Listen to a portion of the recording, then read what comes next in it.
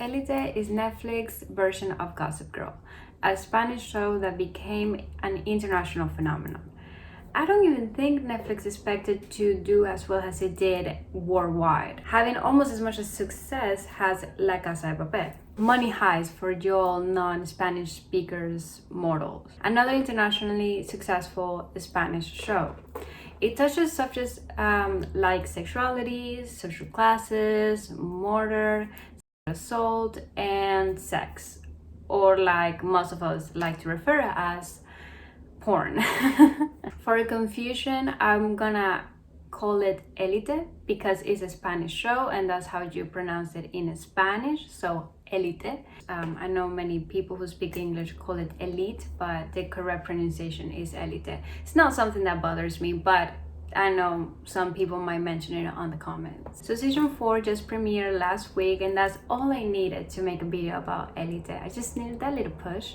If you haven't seen season 4 or Elite, don't watch this video or you'll suffer the consequences. I'm gonna give a little summary of what happens on every season. So we have season 1. It's kind of like Pretty Little Liars. A girl is murdered and we're trying to figure out who did it. Throughout the season, we go back and forth to the events leading to her murder and all the suspects speaking to the detective. It's based in high school with actors that do not like high schoolers and a lot of sex and drugs. Well, your regular teen drama. In season 2, following the events of the first season, they caught the wrong guy and Sam is determined to find the real responsible for Marina's death. Carla is trying to move on with her life and Polo is struggling to live with the guilt. Season 3 is basically season 1 2.0. Polo dies and it follows the events leading us to find who did it and we say goodbye to some of the characters. Now, season 4, another person is dying. Sounds familiar, but this time she survives. Yay! We're introducing new characters that resemble the old ones. Some even dare to say copycats of the old ones. And just like past seasons, it follows the event leading us to find out what happened. Oh, and there's a new detective. I mean, someone else had to take over since she wasn't doing a good job in the past 2-3 years. Let's start with the characters. I'm not gonna get too deep because there are too many and it's somewhat impossible and we don't have time. So let's start with La Marquesa, Carla. We got to know her a little better in season 2 and 3. I kind of loved her, but I don't know if that's because I had a crush on the actress. Polo, I can sympathize with him for the most part. I believe that killing Marina was just an accident and he should have taken consequences of his actions, but for the most part, I think he just really needed some therapy. Samu, boring. The producers clearly went for the approachable protagonist guy, but no one liked him. Nadia is easily one of my favorite characters. Guzman, he's okay, I guess, except for the part where he spent 3 whole seasons after Nadia to then dump her, and not because of long distance, but Artie. Someone who didn't even want him. Lou, the show isn't the same without her. Marina, glad she's dead. Ander, I like him, but can he stop being a bitch to Omar? Omar, as much as I like them, the relationship seems a bit toxic and he deserves better. Rebecca, I die for her. Cayetana, boring. Valerio, if it wasn't for the Sweet Home Alabama thing, he could have been one of my favorite characters. Jerai, annoying. Malik, annoying part 2. Patrick, he's lucky he's hot and is only here to cause problems. At no point did I feel bad for him since he's the one who got into this mess. Mencia, the only new character I like. I'm not gonna talk about what happened to her because I really can't. So I'm sorry if you're expecting me to touch on that. Adi wants to be loose so bad and it's honestly just very annoying. And Philippe, your majesty, disrespecting a religion. The show gets praised for the inclusion of a Muslim character. It's rare to see a show with a Muslim representation and it's even more rare to have them as a main character. So good for them. Nadia is easily one of my favorite characters. She knows what she wants and fights for it. She can be judgmental, but for the most part, she's someone easy to like. She faces a lot of Islamophobia from literally everyone, from the school administration to her classmates, to the point that she's forced to remove her hijab at school. The show seems to want to fight against Islamophobia, but does a terrible job at it. At least in season 1 it wasn't as bad, but overall it was just no good. They represent the Islam in a very Western view, basing off of stereotypes like having children with difficult dynamic at home, Nadia taking off her hijab in season 2 in a party as a symbol of being free. Like, I'm not Muslim, so I don't want to overstep here and talk about something that I might not be fully educated on, but it's kind of obvious that they added her just for the sake of getting the gold ticket for inclusion. If they really care, they would have tried to learn more about Islam instead of going off on stereotypes. Some people even argue that having no representation is better than having a very disrespectful representation, because it causes more harm than good to have a very awful representation, which I agree. The thing is that they didn't have to include a Muslim character. They chose to do that just because, you know, they want representation. But if you don't really care for it, just don't do it. And what I said about a Western view, you know, people from the West, we have a very determined way to see things that we're not very educated on. And even if they wanted to make her Muslim, she didn't have to wear the hijab. To what I understand, and correct me if I'm wrong, the woman chooses if she wants to wear the hijab. If she doesn't want to wear it, it's her choice. And if at some point she wants to not wear the hijab anymore, it's also her choice. But the fact that they have Nadia taking off the hijab has a symbol of feeling restrained, not feeling herself when she's wearing it, and feeling free, and feeling like she is fully who she really is, and she's really feeling herself without it. It's very disrespectful and problematic. Diversity. One of the things that drew me to the show, aside from the murder, was the diversity on what sexual orientation is concerned. It's not just a bunch of straight characters and one gay person. We have gays, a bisexual murder dude, triples, incest, and a few people that don't specify their sexuality but are not straight. Usually TV shows tend to have one gay person in a sea of straight people and call it diversity, so it's refreshing to see a show that puts some effort to give the representation that we deserve. On top of that, I love that for the most part they didn't worry to give everyone a label or a coming out scene. I believe that only Ander and Omar had one, where Ander's parents ended up having a divorce due to his homophobe dad, and Omar due to religion. It might be something very silly, but for me, as someone that doesn't particularly like labels, I like when shows don't worry about that, because you don't have to tell me what this person is into or not. Just show it to me. In Reve, they never really cared to say she is this. They never cared to put her in a box. Same with Polo, they never cared to do that, or Valerio. So it's nice to see that, because in most shows they make sure that the non-straight character has a very tragic story with a lot of trauma that have to overcome, you know, their homophobe parents, and that they have to put a label on themselves. And it's just, you know, not everyone likes labels, not everybody cares to label themselves. So when they introduced Mencia, they also never really cared to say, oh, she's lesbian, she is bisexual or queer. Really obvious that she was into Rebecca. The over explanation was not needed, and I'm glad that they went for that. When it comes to racial ethnic representation, we have a lot of white people, 2 or 3 Latinos, a Muslim family, a black guy or maybe 2 black guys, and I personally don't think it's enough. Yes, Spain is a predominantly white country, But there's a lot of diversity due to immigrants. There's Latinos from Latin America. I know that Spanish people, Italian people like to call themselves Latinos. So I'm talking about Latino Americanos, people that come from Latin America. All right. We also have a lot of Africans, Asians, Arabs. Therefore, they could have done better. Saying this, Elite is one of the few shows where they show they care about diversity and representation. Although they can do better, they're doing way better than most shows, so props to them.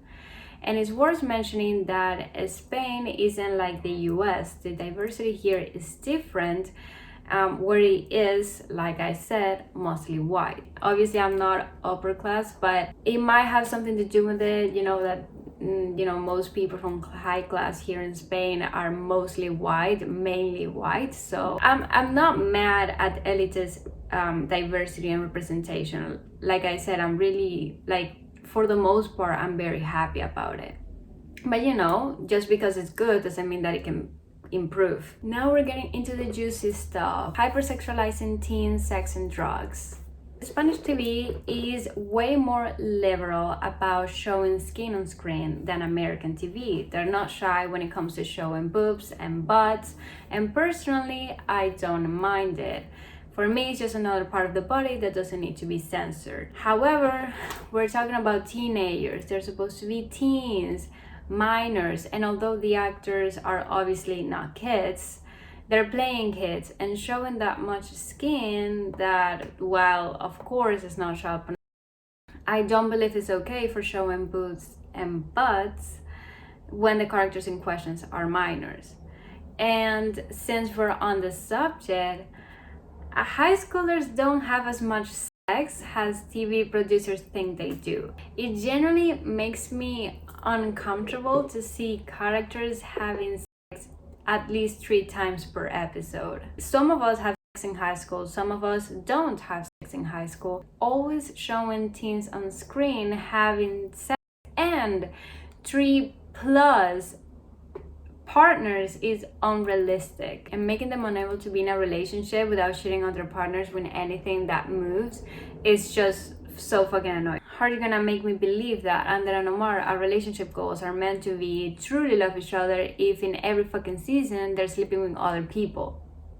People try to defend it, saying that teens in Spain are very sexually active, and even if it's true, because I didn't go to high school here, it doesn't make it okay just because it's common. Something I personally dislike about shows having kids hooking up, it's how unrealistic it is, and that's probably my main problem. We aren't doing it, if we're even doing it in high school, all the fucking time with different people. It's supposed to be awkward because it's our first experiences and not a porno like Elite and many shows make you think that it's gonna be like. I don't like comparing shows, but I'm gonna do it anyway. So we have a show like Sex Education, for example, where it rules on diversity and representation. And one of the things I liked about the show, not besides the representation obviously, and the diversity on sexual orientations, is the realistic experience on teens hooking up.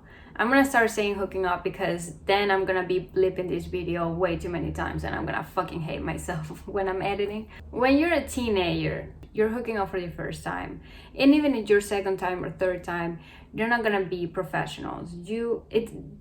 The hookup is, it's supposed to be awkward because you don't know what to do. Your buddy might have an idea of what to do, but you don't really know how to please yourself or please your partner.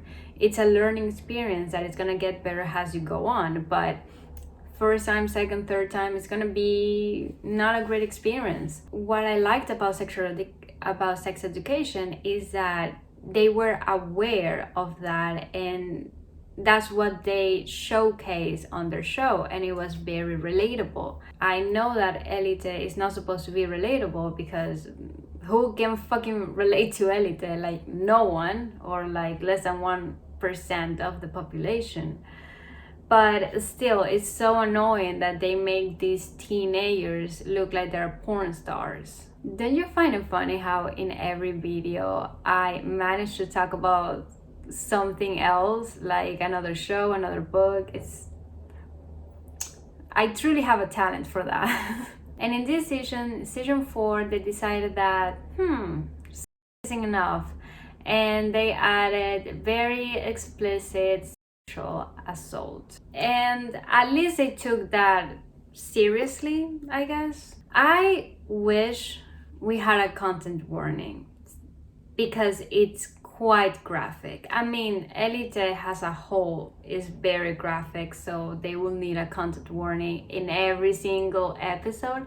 But specifically in those episodes where there's that, I wish there was a content warning before, like they did with 13 Reasons Why, because I, for instance, would have loved not to see that. But I had to because they didn't warn me about it. Something I don't understand, and maybe it's because I'm from a third world country, private school, and I'm not saying I was a goody girl, but I was not exactly a problematic girl growing up, and I didn't have friends. But do high schoolers do as much drugs as TV shows claim they do? I mean, maybe I'm not the same, maybe it's because I'm not from the same social class as Elite, but wait, no, because in Euphoria, they're also doing a lot of drugs and it's a public high school. We can't have a teen drama without it having problematic themes. Let's start with our Sweet Home Alabama. Why? What was the reason? I'm glad the parents realized how wrong this was, but did they really have to cut them out? That seems to be a common thing when it comes to rich kids doing things that piss off their parents. They're like, oh, I'm gonna cut you out. And it's like, I mean, yes, what they did was wrong, but just send them off for boarding school, or at least when Valerio, like, he's a problematic dude, and send him off with his mom in whatever, I think he was from Chile, so send him off with his mom or to boarding school. You can afford boarding school. Like, what the fuck? Why cutting them out? Like, it's just, I don't get it. I don't understand why they had to bring this Sweet Home Alabama thing in the first place. Like, there was no reason. And we also have our teen drama favorite, inappropriate relationships involving minors. We have Marina, who is 16, and Nano, who is believed to be 24. I hope I don't have to explain why this age gap is problematic. Hint is because she's a child and he's an adult. Some people argue that it's not problematic since the age of consent in Spain, it's 16. And alright, I guess, but for me it's problematic not only because, you know, she's a child and he's an adult, but also because, you know, it's an 8-year gap. Which, if you're, let's say, 20 and 28, it's not that problematic. But when you're 16 and you're 24, you're at 2 different mind states, you're doing different things in your life. Besides, Nano is a thief, I think. No, he's not a good guy. So I don't understand how anyone can defend that relationship. Dude, I almost forgot she was pregnant. In season 4, one of the new characters, Philippe, a royalty, stars a little fling with Cayetana. It's revealed later he had a hidden camera in the room where they had sex, and Cayetana, understandably so, confronts him about it since she didn't consent, and he claims it was just for protection because apparently a few years ago he got into a little situation and it was just to protect himself. He later deleted the tapes and gets angry at Calle for snooping on his laptop to do that same thing. So, and on many occasions, she's reminded by Ari to be careful since he has a history.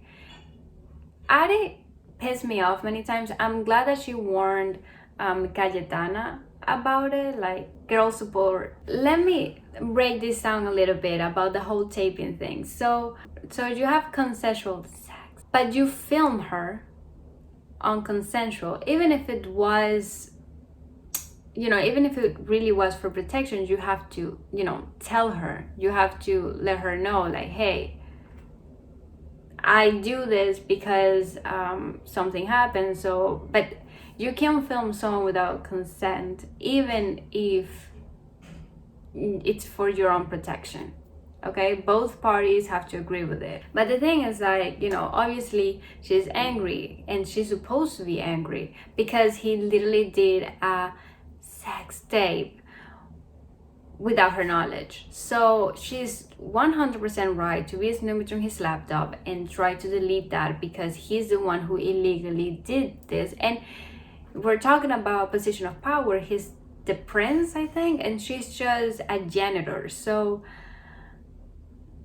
if something happens, she's the one who's gonna go down and not him, because he has all the power. By the way, her being a janitor at the school that she went to, isn't that like a bit...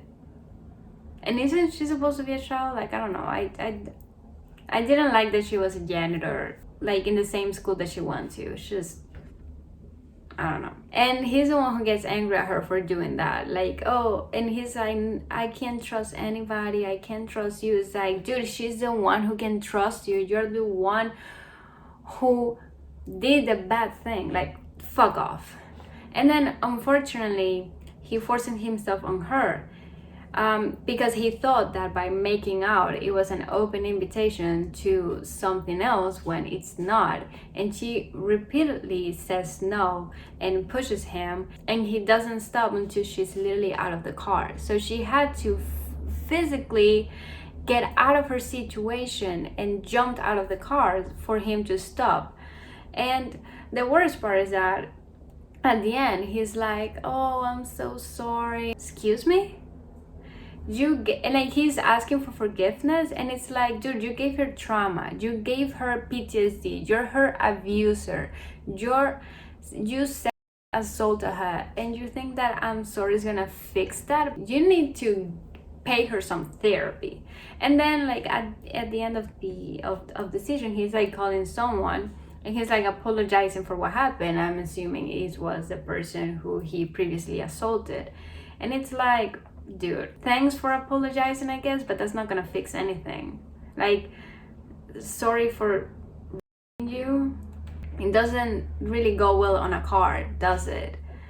And it's really funny because I saw a few people commenting like, oh, they deserve to be together, he apologized, he changed. And I'm just like, and it was women who were saying that. Hot takes. I hate to say this, but Omar deserves so much better than Ander. I may have a little crush on Adam Piper, or Piper, however you say that. I'm gonna assume it's Piper since it's Spanish. And it hurts so much what they've done to his character, because I genuinely liked Ander in season 1, and I also hate what they did with this relationship, because I genuinely was rooting for them in season 1, and even in season 2 I was still rooting for them. So let's break this down. In season 1, things seem a bit rocky at first. They were dealing with their own personal situations. They were both closeted gays, and they had their little difficulties at home with being gay. But eventually they push their problems aside and decide to be together. In season 2, Ander cheats on him with Polo. Pero con una condición. Mañana nos olvidamos de todo esto, ¿vale? Sí. Esto es una paja entre colegas. So disappointing, because at no point does Ander has feelings for Polo. Like, Polo wants to be with him, well, not even be with him, just, hook up with him, because Polo is just exploring his sexuality, and he just found out that Ander is into guys. So Polo is like, oh. In season 3, Ander has cancer. they really did not know what to do with his character and decided to give him cancer and leukemia for that matter. And Omar cheats on him. Like, his boyfriend is sick and he cheats on him with a very annoying dude that the original Patrick, to be honest. The annoying part about season 3 and Omar in that season is that Ander finds out that Omar is having a little thing with Malik, and instead of confronting Omar, he just talked to Malik to try and find out what they both felt about each other. Ander goes and talks to Omar and tells him that he is cheated on him even though it's a lie, and they break up. Eventually, Ander really misses Omar and comes clean about, he wants to be with him and he actually lied about cheated on him. Ander at no point tells him that he knows about Omar and Malik, and Omar gets so mad at Ander for that, and it might be guilt, but like, you're the one who's cheating and you're gonna get mad at Ander for breaking up with you because you're clearly not in this relationship anymore. So you get mad at him for then lying to you about it. Like, he literally gave you an out and an opportunity for you to come clean about it. And now we're on season 4, and this time they're both cheating on each other with the same guy. But it's honestly mainly Ander's fault, because Ander is the one who Patrick was the one flirting with Ander, and Ander is the one who, let him go further and further. And well, we all know what happened. They tried to have this trouble thing, but Omar doesn't like it. They break up, which honestly I was very happy about it. That relationship was going nowhere with their toxic asses. But Omar and his attachment issues and Ander, I guess, loving to be miserable, get back together only to have a long distance relationship where they're allowed to cheat. They should have broken up in season 2, the first time that Ander cheated on him, or be in a polyglot relationship, since they clearly want to be with other people but also still be with each other. The trouble situation between Cayetana, Polo, and Valerio made no fucking sense. It was just their way of replacing Carla and Christian. Like, Valerio and Christian are pretty much the same character, although I kind of like Valerio a little bit more. I think it's because of the actor. Like, I really like Miguel Hernan, who plays Christian, more in La Casa de Papel than in Elite, so it might be that. Cayetana in no way can replace Carla, because Carla is irreplaceable. And I love that we got to see Rebe win a girl after she admitted, I think it was season 2, that she had a thing for La Marquesita. I want her to stop chasing after Samu and start dating girls. And that's when we're introduced to Mencia. She's the only new character that I liked. She's very free-spirited, and although they had their rough moments, such as Mencia not telling Rebe about what was happening to her, which I do not blame her. Her situation is very difficult and it's hard to talk about it. They got to be together at the end, and I'm just honestly very, very happy for them. Things I forgot to mention. Are we surprised? This couple had no chemistry. A lot of people like her in season 4, probably because we don't see her in anybody's business but hers, which is my main problem with her in previous seasons. Also had no chemistry, only were together because nobody else would be. I totally forgot about him. Ander being mad at Omar for being gay. Like, are you okay? Final thoughts. I wholeheartedly believe that Elite should have ended in season 3. The characters are graduating, the drama is done, like the whole Marina thing is done, because she died in season 1. Season 2 is all about, trying to find out who actually did it and getting Carla and Polo to confess, and then season 3 Polo is dead. Like, the whole thing is done, and now they know that Polo is the one who killed Marina. Like, there's nothing else to explore, and on top of that, we're saying goodbye to the most beloved characters. We're saying bye to Lucrecia, to Carla, to Nadia. I don't know who else we're saying goodbye to, but we're saying goodbye to pretty much the glue characters of the show. Season 2 wasn't the best. Honestly, I really hated it, but they make it up to us on season 3. By season 3, every character's arc was pretty much finished. Nothing more to add, but Netflix wants money, and instead of renewing the show that really needed, they gave us another fucking season. The thing with Netflix is that when a show really hits, like Stranger Things, 13 Reasons Why, Elite, La Casa de Papel, which La Casa de Papel is not originally from Netflix, but I think Netflix bought the rights or something like that, and now it's a Netflix production. I don't know. Netflix sometimes doesn't really know what to do when they're very successful shows.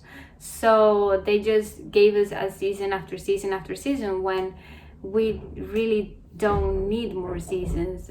I personally believe that Stranger Things, I don't even remember how many seasons we have of Stranger Things, but I think season 1 was really good, and season 2 and 3 were also somewhat good, and I think that would have been a great way to end the show. 13 Reasons Why did not need it more than season 1. Didn't even need a season 1, by the way, but...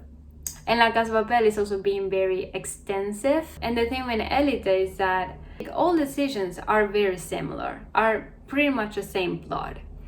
And season 4 is the exact same thing from season 1 and season 3, except that this time the girl survives, which honestly, I wouldn't mind Addie dying. We have new characters that no one really cares about that seem to be trying to replace the older ones, which is always a bad move. Although I don't think season 4 is bad, it's definitely not one of my favorite seasons. It's not horrible, it's just more of the same. The show has come to an end, and they're making a season 5. It's already receiving backlash because they're gonna have a transgender character played by a cis actress. And the most important question, are Guzman, Ander, Omar, Samu, Reve never going to graduate? I understand why Guzman, Ander, Omar, and Samu haven't graduated yet, because they were more focused on everything that was happening but school. But I don't really understand why Reve hasn't graduated yet. Like, I really don't understand how that happened.